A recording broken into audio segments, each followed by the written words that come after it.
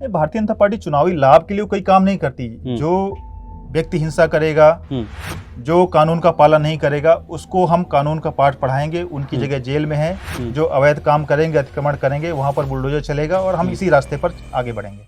नमस्कार, आप देख रहे हैं द न्यूज 15 और मैं हूं आपके साथ शीतल शर्मा।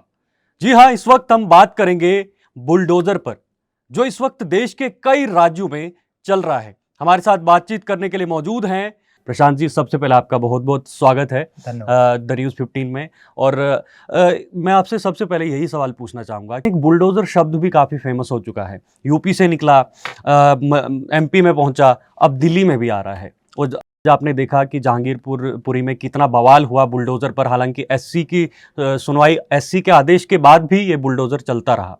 तो क्या कुछ इस पर आपकी प्रतिक्रिया है, क्या कुछ कहना चाहेंगे इसको लेकर? देखिए, जो बुलडोजर कब चलता है?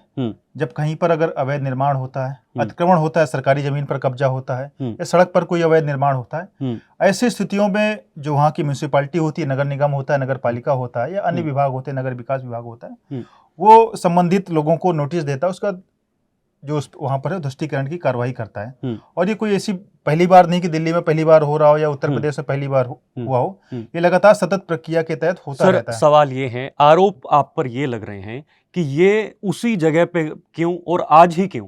क्या आज से पहले नहीं किया जा सकता था? अगर अवैध ही था तो पहले भी किया जा सकता था, हिंसा के बाद ही क्यों? आखिर इससे क्या संकेत जा रहे हैं लोगों के बीच? देखिए, मैं तो दिल्ली कई सालों से रहा हूँ और ये एमसीडी की जो कार्रवाई लगातार होती रहती है। कई साल पहले लगभग 2003-4 के आसपास जो रेजिडेंशियल एरियाज में फैक्ट्रियां चलती थी, वहां पर भी सुप्रीम कोर्ट का इसी तरीके से आदेश आया था। वाजपेयी जी की सरकार थी, उनको भी हटाया गया था। तो ऐसा नहीं कि ये दिल्ली में इस तरह की कार्रवाई पहली बार हो रही है, क्योंकि जहांगीरपुरी का जो ऐसा एरिया है, वहां पे अवैध निर्माण, अतिक्रमण, ये बहुत सारी वहां पर चीजें हैं, इसलिए वो करना आवश्यक था। अब टाइमिंग के ये कहेंगे कि अभी क्यों हो रहा है, पहले क्यों नहीं, ये कोई तर्क नहीं होता है। प्रशांत जी, हमारी टीम ग्राउंड पे गई, हमने पूरा जायजा लिया वहां पर।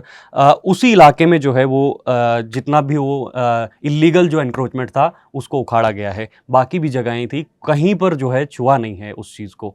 तो इससे क्या संकेत जाते हैं आखिर एक समुदाय के लोगों में? क्या संकेत जाते हैं? लोगों से भी हमने बात की, लोग कह रहे हैं कि यहीं पर क्यों और इसी समय पर क्यों?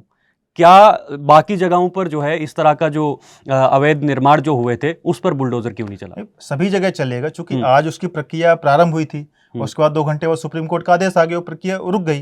अब आगे कहाँ चलेगा वो सब जानकारी में आ जाएगी। जहां पर भी अवैध निर्माण इस तरह का होगा, एमसीडी द्वारा कार्रवाई की जाएगी। उसको इस तरीके से नहीं देखना चाहिए, क्षेत्र या धर्म या जाति के चश्मे से नहीं देखा जाना चाहिए। जो भी अवैध निर्माण जिन लोगों ने किए थे, चाहे किसी भी समुदाय के थे, दोनों समुदाय के लोगों पर किया गया है, उसको जाति धर्म देखकर नहीं किया गया। और अगर आप उसको जो 16 तारीख को घटना हुई उससे देखें, तो उनमें से जो आरोपी थे उनका किसी के घर पे तोड़फोड़ नहीं की गई है। उससे उस घटना का कोई लेना देना नहीं है। जहां पर भी तोड़फोड़ की गई है, जो अवैध निर्माणों को ढाया गया है, वो उस केस से आरोपियों से अलग लोग हैं। तो उसका उस जो हिंसा वाली घटना थी 16 तारीख की घटना से, उसका कोई लेना देना नहीं है। सर, सवाल ये भी उठता है कि जो लास्ट जो जुलूस वहां पे निकला था, जो रैली निकली थी, जो शोभा यात्रा निकली थी, उस पर परमिशन नहीं दी गई थी और उसके बाद ही ये सब हिंसा जो है ये उभर कर सामने आई।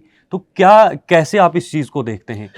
देखिए, परमिशन वाला तो प्रोपेगेंडा फैलाया गया। जिस समय एएनआई का ट्वीट आया, उसके बाद 1 घंटे के अंदर एएनआई को ट्वीट डिलीट करना पड़ा, क्योंकि विश्व हिंदू परिषद ने जो परमिशन उनको मिली थी उसका 1 दिन पहले उसका लेटर उन्होंने जारी कर दिया है। तो जिन टीवी चैनल्स ने, कुछ ऐसे लोगों ने एजेंडे के तहत खबर चलाई, उनको अपनी खबर डिलीट करनी पड़ी। तो ये तो बात ही गलत थी कि परमिशन नहीं ली गई। दूसरी बात, अगर परमिशन नहीं भी ली गई होती, वहां पर यात्रा निकलती, तो किसी दूसरे पक्ष को ये अधिकार नहीं मिल जाता ना कि वहां पर हम पत्थर फेंके या पेट्रोल बम करें। उसकी एक अलग प्रक्रिया। आपने परमिशन नहीं निकाली, उसके लिए पुलिस मुकदमा करेगी, कानूनी कार्रवाई होगी। परमिशन, पहली बात तो परमिशन थी, उसकी तो बात ही खत्म हो गई। परमिशन नहीं भी है तो आपको पेट्रोल बम फेंकने का, पत्थर फेंकने का या हिंसा करने का अधिकार नहीं मिल जाता है। और जिन्होंने इस तरह के कृत्य किए हैं, दुष्कृत्य किए हैं, उनके ऊपर पुलिस बिना किसी भेदभाव की कार्रवाई कर रही है। प्रशांत जी, क्या देश में अब दंगों का जवाब सिर्फ और सिर्फ बुलडोजर रह गया है, या फिर ये एक चुनावी मोहरा है? चुनाव को देखते हुए अब बुलडोजर को सामने लाया जा रहा है कि अब चुनाव हैं या किसी भी राज्य में चुनाव होंगे तो बुलडोजर हमारे लिए चुनावी फायदा होगा।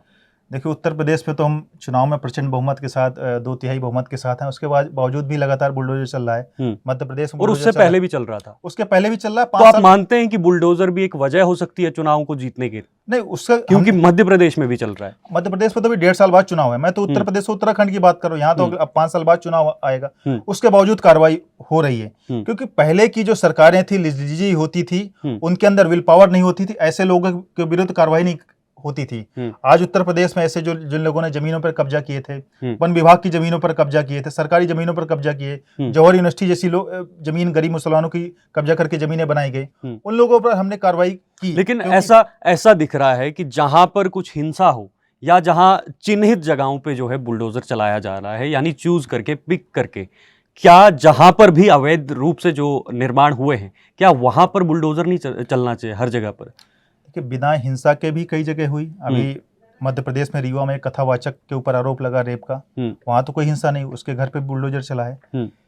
उत्तराखंड में कई जगह जिन्होंने वन विभाग की जमीनों पर कब्जा किया, उनके ऊपर बुलडोजर चला, कोई हिंसा नहीं हुई।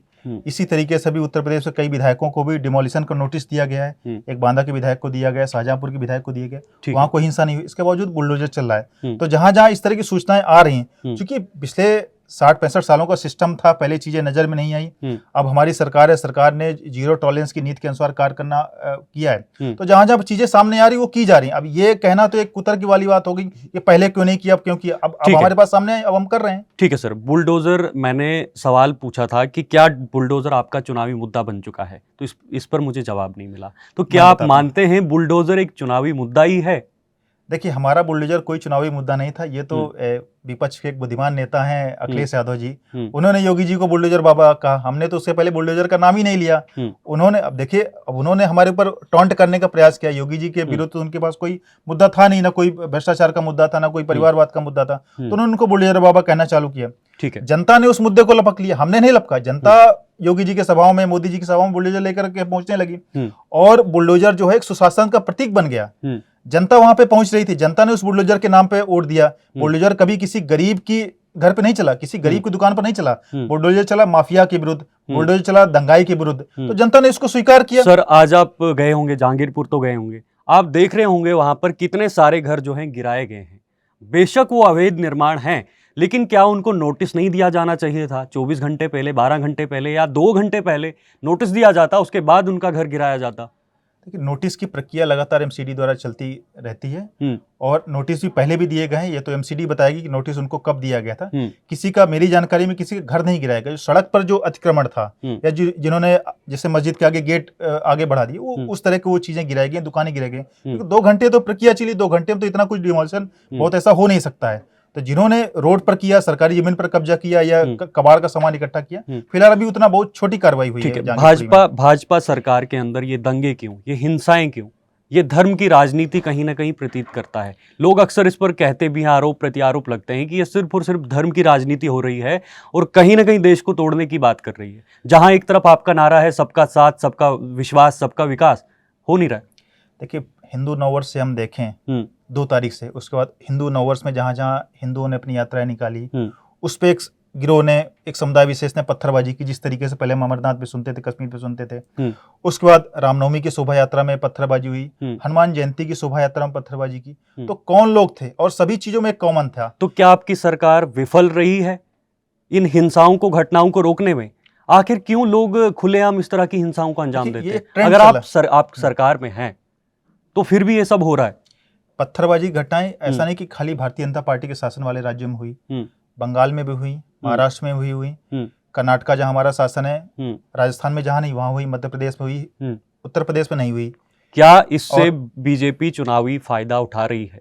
नहीं, भारतीय जनता पार्टी चुनावी लाभ के लिए कोई काम नहीं करती। जो व्यक्ति हिंसा करेगा, जो कानून का पालन नहीं करेगा, उसको हम कानून का पाठ पढ़ाएंगे, उनकी जगह जेल में है। जो अवैध काम करेंगे, अतिक्रमण करेंगे, वहां पर बुलडोजर चलेगा, और हम इसी रास्ते पर आगे बढ़ेंगे। ठीक है सर, एक अंतिम सवाल रहेगा। हालांकि बुलडोजर की काफ़ी बातें हो गई, आने वाले समय में काफ़ी सारे राज्यों में चुनाव होने वाले हैं। जम्मू कश्मीर की बात करें या बाकी हिमाचल की बात करें, तो कैसी तैयारी है? क्योंकि आम आदमी पार्टी अब काफ़ी ज़्यादा छा गई है, कैसी तैयारी है आपकी?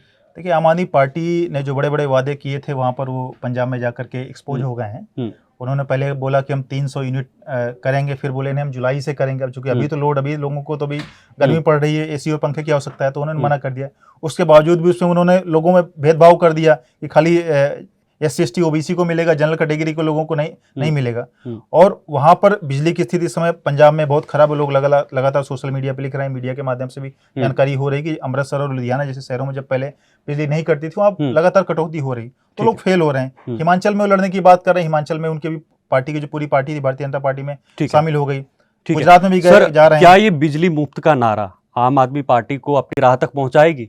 और आप समझ गए होंगे मैं क्या कहना चाहता हूं। केजरीवाल जी सपना देख रहे हैं प्रधानमंत्री बनने का, तो क्या ये मुफ्त बिजली उनको वहां तक पहुंचाएगी? देखिए, दुनिया में कुछ भी मुफ्त नहीं होता, एवरीथिंग इज पेड। आप अगर एक हाथ से दे रहे हैं तो दूसरे हाथ से कहीं न कहीं उसको ले रहे हैं। तो ये मुफ्त किसी चीज का समाधान नहीं होता है। आपके पास उतने संसाधन होने चाहिए। दिल्ली की विषय अलग है, क्योंकि दिल्ली एक प्रॉस्परस स्टेट है, यहाँ सभी लोगों का पेट भरा है, दिल्ली की आय अधिक है, इसलिए यहाँ ये फ्री वाली कल्चर चल जा रहा है। लेकिन ये पंजाब, हिमाचल, उत्तर प्रदेश, ये गुजरात में ये सारी चीजें नहीं चलने वाली हैं। इसलिए उत्तर प्रदेश में ये लड़े थे, सब जगह इनकी जमानत जब्त हो गई। गोवा में लड़े, केवल 2 सीटें जीत पाए, बाकी जगह भी लड़े, गायब हो गए। तो ये चीजें लंबे समय तक नहीं चल पाएंगे। ठीक है प्रशांत जी, आपका बहुत बहुत धन्यवाद हमें समय देने के लिए। ये हमारे साथ भाजपा प्रवक्ता प्रशांत जी थे, और साथ ही साथ ये एडवोकेट भी हैं, सीनियर एडवोकेट भी हैं।